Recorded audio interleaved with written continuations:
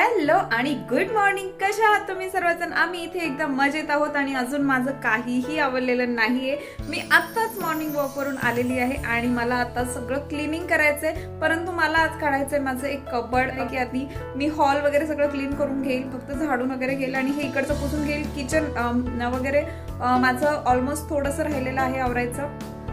आणि बेडरूम मध्ये मी नाही क्लीन करणार कारण मला वॉर्डरोब काढताना पूर्ण कचरा होणार आहे. मला माहिती आहे मला कबडच्या मागे देखील क्लीन करायचे, तर मला ते पुढे घ्यावं लागेल आणि मागे देखील खूप कचरा असेल. मी दिवाळीच्या वेळेला दोन्ही कबड माझे क्लीन केले होते मागच्या साईडने वगैरे सर्व. तर मी आज एक काढेल कारण माझ्याकडे गेस्ट येणार आहेत, एक काकू येणार आहेत. तर त्या संध्याकाळी 3:30ला येणार आहेत किंवा 4 वाजेपर्यंत. तर मग मला ऍक्च्युली किचन काढायचं होतं, परंतु मी आता असा विचार करते की मी कबडच क्लीन करेल एक. आणि मला ह्या 3 दिवसामध्ये सगळं आवरायचं आहे कारण त्यानंतर रमदानच्या सुट्ट्या लागणार आहेत. तर मग बाहेर जाण्याचा प्लॅन होणार आहे आणि मला अक्षय तृतीयेसाठी मला सगळं घर देखील क्लीन करून ठेवायचं आहे. त्यामुळे मग मी आता 3 दिवस एवढी बिझी राहणार आहे की मला सारखं काही ना काही करत राहायचंय. तर मग मी असा विचार करते की मी आता आवरून घेते सगळं हे हॉल वगैरे किचन, कारण गेस्ट येणार आहेत. तर मग ॲटलिस्ट हॉल आणि किचन तरी व्यवस्थित हवा. बेडरूममध्ये जरी थोड्याफार प्रमाणात म्हणजे पसारा असेल तरी काही प्रॉब्लेम नाहीये. आणि देवपूजा देखील करायची, तर हॉल तर क्लीन करायलाच लागेल. चला तर मग आवरूयात. तर आता वाजलेले आहेत 8:15 आणि पाहू शकता माझी ही आळू आहे आणि हा मी कचरा साठवून ठेवते. मला खत बनवायचं असतं तर मला हे ॲक्च्युली अरेंजमेंट करायची व्यवस्थित आता सगळी. आणि इथे पाहू शकता तुम्ही माझी आळू केवढी सुंदर आली आहे. तर मला त्याचे नैवेद्यासाठी आळूच्या वड्या बनवायच्या, त्यामुळे मी तसंच ठेवलेलं आहे. मला कट देखील करायची होती.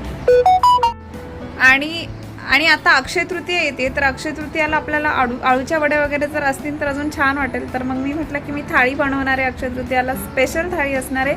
तर त्यासाठी मी आळूच्या वड्या तशाच ठेवेल, परंतु त्याची पानं थोडीशी पिवळी पडायला लागलेत. तर मला काहीतरी करायला लागणार आहे इथे. बघते काय होईल ते आणि तुम्हाला एक दाखवते. आणि हा ॲलोवेरा आहे, माझ्या फ्रेंडने दिलाय. तर मला ही बास्केट सुद्धा तिनेच दिली आहे. तर तिचं असं झालं की मला पूजा बोलली की त्याला फक्त पाणी घाल, माती घालायची काही गरज नाहीये, फक्त पाण्याने सुद्धा ॲलोवेरा खूप सुंदर येईल. तिचा देखील तसाच आलेला आहे. तर मग मी असा विचार करते की मी आता फक्त पाणीच घालेल, त्याला माती नाही घालणार. तर हा आहे ॲलोवेरा, मला पूजाने दिलेला आहे आणि खूप मोठा आहे, तिच्याकडे खूप सारे आहेत. तर मग मी आता याचं काहीतरी बनवेन, म्हणजे फेस पॅक वगैरे किंवा केसांना लावेन आणि लावू पण शकतो आपण हा. पण माझ्याकडे खूप सारा आता प्लांटच दिलेला आहे मला माझ्या फ्रेंडने. तर मग मी आता हे नाही लावणार, मग हे फेकून देईन, असं करेन. तर मी तुम्हाला सांगितलंच की मला आज पूर्ण एक कबड काढायचं आहे आणि माझी बास्केट वगैरे देखील आहे बाहेर जाताना न्यायची. तर मग मी आज हे कबड पूर्ण काढणार आहे. ते गार्गीच्या टॉयजसाठी मी एक कप्पा केलेला आहे. तर मी आता तो पूर्ण खाली काढून घेते आणि मग क्लीन करून घेते. तर मी आता ही बेडशीट आहे ती देखील काढून घेईल कारण वरची धूळ सगळी खाली पडेल. आणि याच्यावरती मी आता एक माझ्याकडे काहीतरी कापड असेल तर बघते आणि त्यावर टाकते, ते म्हणजे धूळ उडणार नाही.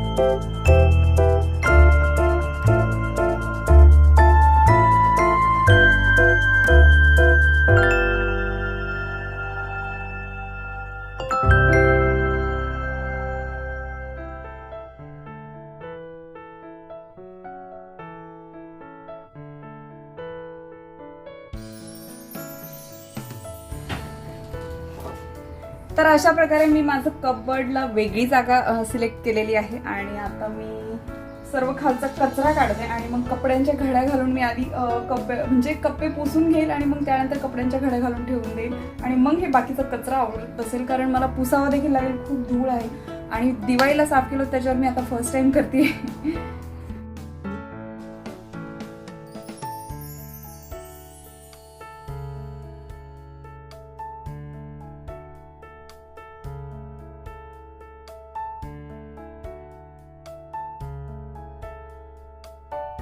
आणि क्लिनिंग करता करताच आली होती प्राजक्ता आणि श्रऊ. तर श्रऊची तब्येत ठीक नव्हती, त्यामुळे ती सारखी रडत होती, त्यामुळे ती काही जास्त थांबली नाही. प्राजक्ता मला हेल्प करायला आली होती, परंतु तिला ॲक्च्युली श्रऊ रडायला लागल्यामुळे तिलाही घरी जावं लागलं. तर मग मी एकटीने पटपट आवरून घेतलं, तरी तिने मला सर्व साड्यांच्या घड्या म्हणजे साड्या फोल्ड करून दिल्या आणि त्यानंतरच गेली ती.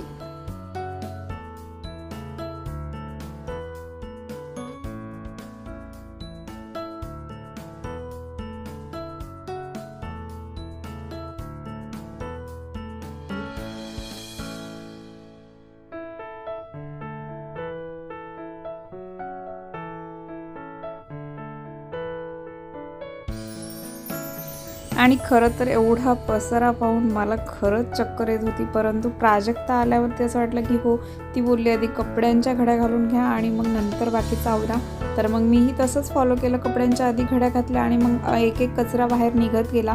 तर अशा प्रकारे मी पटकन आवरून घेतला वॉर्डरोब. हॅलो, आणि आता वाजलेले आहेत 12. मला आवरायला लागून 1-1.5 तास झालेला आहे, तरी मी अशा प्रकारे आवरून ठेवलं आहे. हे एवढं वॉर्डरोब आवरलेलं आहे आणि एवढं देखील. तर आता मी काय करते, हा जो खालचं सामान राहिलं हे तर हे आवरून घेते हळूहळू, कारण हे काही डिक्लटर देखील करायचं आहे. तर मग काही फेकून द्यायचं तर काही फेकून देईल आणि जेवढं ठेवायचं तेवढंच ठेवेल आणि बाकीचं सामान वरती ठेवून देईल. काही अजून आता कंटाळा आलेला आहे खरं तर, पण काही ऑप्शन नाही. आता हे काढलंय, फक्त एकच कप्बड काढलंय, तरी दुसरं कप्बड काढलं तर घरात हलायला सुद्धा जागा नाही पुरणार.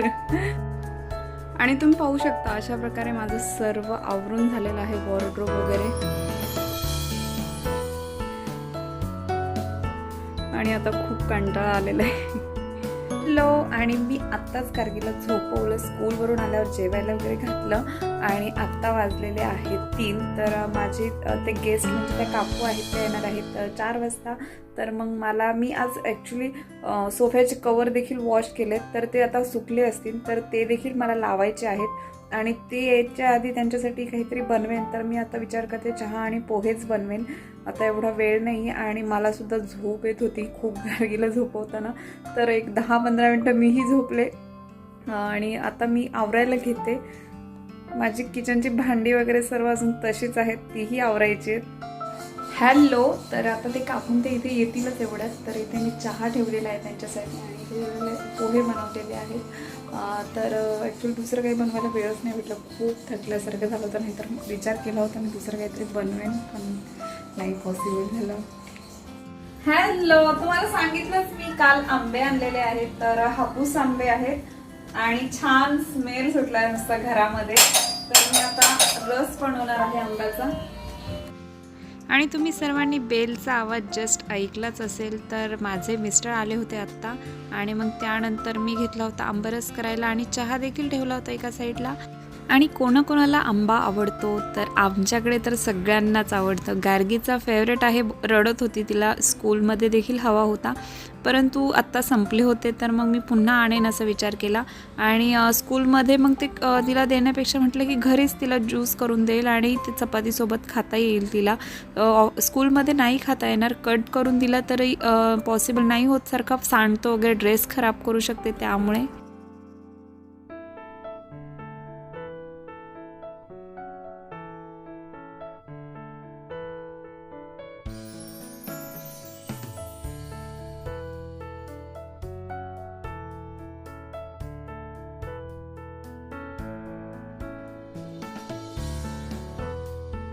हॅलो, तर मी चालली आता दूध आणायला. ॲक्च्युली काय झालं की माझ्याकडनं फ्रीजचं टेम्परेचर कमी झालं आणि दूध नाचलेलं आहे, अर्धा लिटर वगैरे असेल. तर मी आता दुसरं दूध आणते, कारण चहा तर पाहिजेच आहे मिस्टरांना. ते येऊन बसले, तर मी आता चहा ठेवला आहे बॉईल व्हायला आणि मी आता फक्त खालून आले की दूध घालून देईल. तोपर्यंत त्यांचा नाश्ता वगैरे होतो, म्हणजे पोहे खात आहेत ते. आणि मला बनवायची होती शेंगदाण्याची चटणी कांदा घालून, म्हणजे मला लगेच संपवायची, आम्हाला उद्या वगैरे राहिली तरच खाऊ, सकाळी फ्रीजमध्ये ठेवून कांदा घालून करायची होती. तर मग मी तेल घेतलं आहे कढईमध्ये आणि त्याच्यामध्ये मी कांदा घालून देणार आहे. आणि इथे मी मिक्सरला हिरवी मिरची, म्हणजे 2 ते 3 हिरव्या मिरच्या, 1-2 मुठी शेंगदाणे होते कच्चे आणि 1 लसणाची कांडी होती अख्खी, तर ती अशा प्रकारे मिक्सरला बारीक केली होती. आणि तेलामध्ये मी एक मोठा कांदा चिरून घातला होता आणि थोडंसं परतला की त्यात मीठ घातलं थोडंसं, आणि त्यानंतर मी जे मिक्सरला बारीक केलेलं मिश्रण होतं तर ते घालून दिलं. आणि जास्त मोठ्या गॅसवर नाही केलं, एकदम मीडियम गॅसवर केलं, कारण आम्हाला जास्त जळलेली चटणी आवडत नाही. तर मग अशा प्रकारे तुम्ही ट्राय करा, तुम्हालाही आवडेल नक्कीच. आणि थोडीशी परतत आली की त्याच्यामध्ये मी थोडी हळद देखील घालून दिली आहे, जेणेकरून थोडासा पिवळा कलर देखील येईल.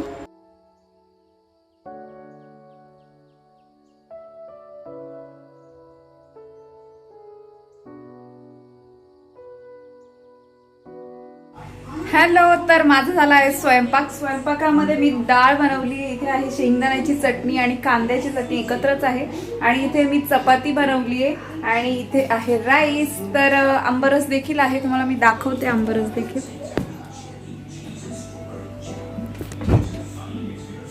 आणि इथे आहे आंबरस. तर मी आता पापड भाजते आणि लगेच जेवायला घेते, कारण आता उशीर होतो परत नंतर. तर आता वाजलेले आहेत 7:30 आणि 8-8:30 आमचं जेवण होईल. मग भांडी वगैरे घासून मग कदाचित वॉकला जाऊ, अदरवाईज सांगता येत नाही.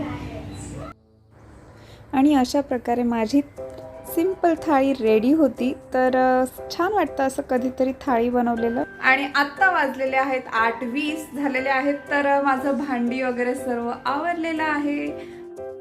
तर मला आज तुमच्यासोबत एक टिप शेअर करायची होती, म्हणजे जे मला माहिती आहे ते. तुम्हाला जर तुमच्या कुकरच्या रिंग या जास्त काळ टिकाव्यात असं वाटत असेल तर तुम्ही त्या रिंग काढून वॉश केल्यानंतर, म्हणजे वापर झाल्यानंतर धुवून तुम्ही त्या फ्रीजमध्ये ठेवा, जेणेकरून त्या लूज नाही पडणार आणि खूप दिवस टिकतील. आणि मलाही हे माहीत नव्हतं. तर ॲक्च्युली काय झालं की आम्ही एकदा कुकर आणायला गेलो होतो, तेव्हा कुकर जिथून घेतला त्यांना विचारलं आम्ही की रिंगसारख्या खराब होतात कुकरच्या, तर त्यासाठी काय केलं पाहिजे. त्यामुळे त्यांनी सांगितलं की तुम्ही जेव्हाही तुमचा वापर होईल तेव्हा तुम्ही ते फ्रीजमध्ये ठेवून देत जा, वॉश करून रिंग फक्त. तर मग मी तेव्हापासून ते फॉलो करते. तर माझ्या आता 2 वर्ष वगैरे होऊन गेले दोन्ही कुकरला, तर रिंग अजूनही छान आहेत, चांगल्या आहेत. हॅलो, तर आम्ही जरा वेळ टाईमपास केला इकडे तिकडे. आणि गार्गी अजून झोपलेली नाही, ती TV बघतीये. तर आता तिलाही झोपवतो. आणि आता वाजलेले आहेत 9:30. तर गार्गीला सकाळी लवकर उठायचं असतं, स्कूल असते. आणि आज जरा वेळ झोपली होती दुपारी ती, परंतु तरीही रात्री लवकर झोपवलं तरच सकाळी ती लवकर उठते इझिली, नाही तर रडत बसते सकाळी. तर मग मी आजचा व्लॉग इथेच संपवते. तुम्हाला जर आजचा व्लॉग आवडला असेल तर प्लीज माझ्या चॅनलला सबस्क्राईब करायला विसरू नका. भेटूयात नेक्स्ट व्लॉगमध्ये. तोपर्यंत बाय.